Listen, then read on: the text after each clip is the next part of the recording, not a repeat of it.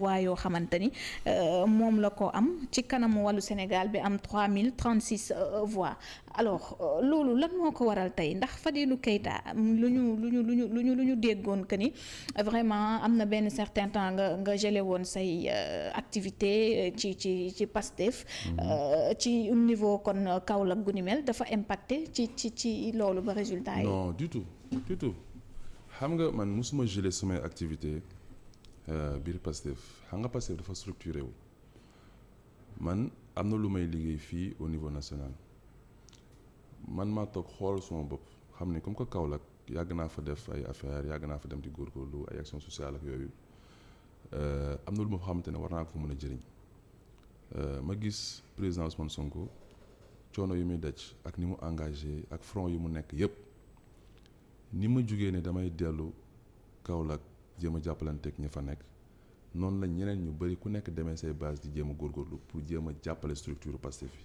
dans les bases loolu nekk lu yomb parce que tu fais des centaines de kilomètres te dafa cher da nga fay jël dëkkuwaay da nga fay lii da nga fay laa donc tu dépenses beaucoup d'argent mais comme ni ma doon wax rek structure Pastef yi dafa am lu ñuy wax coordination départementale xam nga au niveau national tu as le président on a un comité de pilotage on a l'administration du parti on a les mouvements on a les secrétariats nationaux mais aussi am nañ dans les bases au niveau départemental les coordinations départementales am au niveau de chaque commune une coordination de section communale coordination de section communale mooy regrouper l'ensemble des coordonnateurs de cellules maanaam képp ku installé cellule ba nekk coordonnateur yow tu es membre d'office de cette coordination de section communale là politique dafa am lu tax ñu koy def ñun dañuy def politique pour servir on n'est pas des politiciens professionnels bi ñu duggee politique si vague 2018 ci vague Pastef lañ jógee politique donc du ñu ay ñoo xamante ne dañ koy def ko seen dundin waaw am na lu ñuy liggéey am na loo xamante ne mooy sunu sutur moo ñu suturloo sant yàlla donc ba ma demee ba gis ni su ma taxawaay biir Kaolack doon na indi ay wax am na ay yoo xamante ne day tax daal maanaam du ñu am efficacité dëgg-dëgg ay wax man maa décidé non bëri na xam nga tey je veux pas trop faire un peu le détail de cela dama la bëgg wax rek dans les grandes lignes nga xamante ni ñu organisé woo ak man li ñu doon wax ne dama gelé ma activité j'ai démissionné de la section communale c'est-à-dire que fi ma nekkoon ci biir section communale Kaolack bi laa démissionné mais je ne suis jamais sorti de Kaolack suma militant laa fa ba pare su ma amee yu may def biir Kaolack dama koy def tranquillement la preuve man Kaolack laay voté mais aussi man suma parti bi nga xamante ne man laay liggéeyal muy Pastef man suma leader je suis en phase ak moom amul benn acte bu may posé boo xamante ne suma leader yëgu ko te comme j'ai pas l'habitude de le dire mais je le dis très souvent ces temps-ci parce que c'est important de le dire man ci cabinet Ousmane Sonko laa nekk te moom moo ma dugal ci cabinet ni ku la dugal ci cabinet am wóolu na la am nga proximité ak moom am na loo xamante ne peut-être yaakaar na ni war nga ko mën a jëriñ parti bi ku mel noonu ak jege bu nga ko jege ak li ngay liggéey amul dara loo xamante ne tey mun nga ko def loo xamante ne day ñagas wala day ñaaw wala du nekk intérêt au parti bi ñun intérêt au parti bi la ñuy xool bu ñu gisee loo xamante ne mën nañ fa am efficacité yu dem def ko la preuve yéen a may invité mais tey su ma xamoon ne fii su ma fi toogee mënu ma waxal parti bi lu koy jëriñ du ma fi ñëw donc noonu la ñuy doxee ci biir kii amul benn impact au contraire li fi xew dans la commune de Kaolack c'est inédit parce que commune boo xamante ne nguur la mës a àndal tey bu ñu demee ba Yewwi Askan bi certainement ak président Ousmane Sonko dugg bu mu fa dugg ak jaar bu mu fa jaar engouement bu mu créé ak yooyu noonu yépp loolu moo tax ci élection locale yi man suma bopp xaroon naa sama tànk tubi bu baax a baax pour mu ñëw fa mais contrainte yee taxoon mënu fi woon ñëw am na benn guddi sax mi ngi ñëw ba Fatick man dama taal sama oto bàyyi campagne bi daw ba Fatick gisanteeg moom ne ko pour ma dugg si mën na ma Fadilou loolu mënul nekk parce que li yàq li expliqué mais n'empêche bu mu ñëwee Dakar aussi dellu siwaat naa ba Dakar bi mu paree ACAPES ma topp ko ba këram mu ne ma léegi lan nga bëgg ma ne ko vidéo au moins nga defal ko candidat bi nekk foofu ma ne ko kan nga bëgg ma tudd ma ne ko diw ak diw suba sa ma toog ñu contacter ma envoyé ma vidéo bi nga xamante ne moom la defal waa Kaolack pour soutenir leen ci élection locale c'est pour dire que j'ai de très bons rapports ak moom bëgguma joxe fii ay détails pour kon daal coow amul si ci ñu gis ne Fadilou day maslaa rek mais fi mu nekk nii ni mu duggee woon ak maanaam énergie bu mu doon dépenser ci Pastef vraiment amut fa dañ koy gis léegi daal mu nekk ci ay daralam nekk ci xar yeeg race yeeg affaire yooyu noonu yooyu nga ci na xar yi dafa am solo parce que dafa bokk ci développer Sénégal am na solo waaw non dafa ba pare dañuy ñëw ñu fal ñu président benn association boo xamante ne dañuy am ambition wu développer ko association bu mag a mag la mais yoon bi mu nekkoon baaxul la dañu nekk di ko positionné nañu ko ba tey administration yi ñu ngi wax ak ñun ministre de l'élevage ci boppam bi ñu defee suñu dalal bi ñëw na fa ak keneen quoi dañ ko doon jox doole. mais man. ñi ma xam. ñi may liggéeyal biir Pastef commencé ko par président Ousmane Sonko commencé ko ak ñi fa nekk ñëpp. xam nañ ma man xam nañ sama gëm-gëm ci projet bi. xam nañ suma maanaam li ma mbir mi jaral xam nañ ko. ça passe léegi nag ñi nga xamante ne ñoo nekk à l'extérieur wala sunu yenn mbokk militants ak yooyu yu xamul bon parfois tu peux leur expliquer mais explication yi dafa am fu muy yem. parce que am na loo xamante ne su ma ko doon wax fii tey sama bopp laay valoriser su ma leen waxoon maak Sonko président Sonko li ñu séq wala bi ma mujjee toog ak moom lii la mu wax wala fan yi bi muy dem gisi Embalo woo na ma ne ma damaa bëgg nga gunge ma. ah. mais yooyu c'est très important. que tu soulignes. non dama lay wax. mais c'est très important. xam wax la dama nekk sunu daralu. tabaski fi ñu defee opération tabaski. président Ousmane Sonko woo ma. Fadilou ça va na nga def yaa ngi si jàmm foo nekk ma ne ko maa ngi ci fi ñu defee opération mu ne ok daa am fu ma bëggoon nga gunge ma mais fi nga nekk noonu fan ngay préparé wu ma ne ko plateau mu ne ma boo naree jógee foofu dem plateau préparé wu dellu si waat fii ñu soog a ànd nañ tardé parce qu'on a rendez-vous à 20h d'accord. ma ne ko ok donc kon nañ kii ma xaw a insisté sax mu ne ma non bàyyi léegi après nañ am leen affaire bu ñuy def ensemble et cetera et cetera ma ne ko ok mu rapproché. une minute après je vois publier que ni si Embalo lañ demoon. koy woo téléphone. mu gunge la ci loolu am na loo leen séq am na loo leen maanaam. am na fu mu la teg.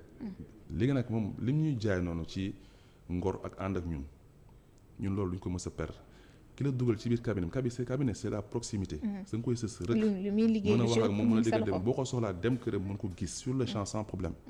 mais aussi dama lay fàttali bu ndaw gis na local yi. ñiy coow Fadilou lii Fadilou laa di coow. man su ma génnoon def conférence de presse képp ku may waxantel temps yooyu naan ay Fadilou su ma génnoon def su ma waxoon. non c'est que yow dootoo exister en politique foofu. je te jure parce que j'avais assez d'éléments pour dire des choses yoo xam te su ma ko waxoon ñooñu dana yàqal de. mais naa yàqalaale son parti. moo tax comme man dafa am tam fu ma toll ci Pastef ma muñ absorber affaire yi c'était extrêmement dur.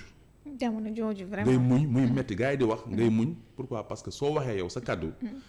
mun na la defal li nga bëgg de mais dina yàqaale en terme d'image loo xamante ne peut-être parti bi moo ko doon bénéficier wu mais plus encore.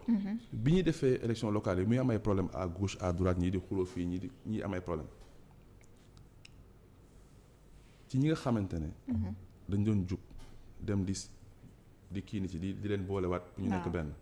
man président Ousmane Sonko boole woon na ma si parce que invité woon nañu ñu toog di résoudre ay problème moom mooy ñu toog.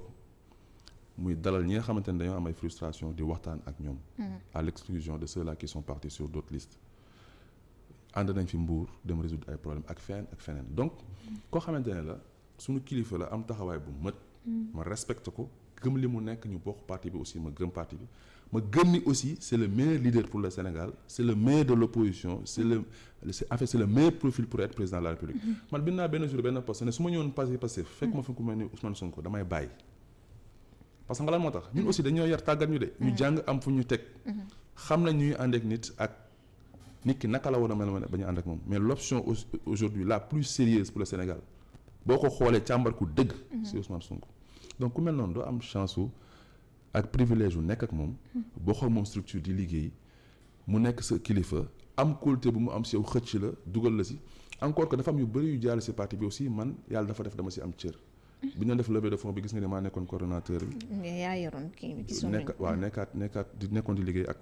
ma sœur là bi nga xamante ne moom lañ def maire Golf Sud Khadija Maykor. Diomaye lépp lu muy def c'est le mouvement des cadres aussi ba ay 2019 bi ñuy def le programme ñoo doon fanaan ba fajar di defar le programme. ak yenn affaire yoo xamante ne ñun dañuy toog président demande ñu conceptualiser bind ci liggéey donc yooyu su ma ko doon wax fii ba suba du jeex. vous avez des relations très étroites. non c'est mon frère en fait.